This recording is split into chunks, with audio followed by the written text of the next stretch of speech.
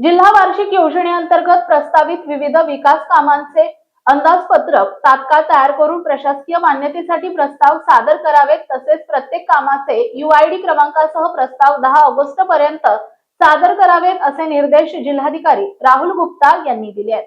जिल्हाधिकारी कार्यालयाच्या सभागृहात जिल्हाधिकारी राहुल गुप्ता यांच्या अध्यक्षतेखाली जिल्हा वार्षिक योजनेअंतर्गत विविध योजनांचा आढावा घेण्यात आला। यावेळी मुख्य कार्यकारी अधिकारी विवेक गायकवाड, जिल्हा नियोजन अधिकारी अनिता लव्हारे, सहाय्यक जिल्हा नियोजन अधिकारी गंगो चितळे यांच्यासह विविध विभागांचे प्रमुख उपस्थित होते।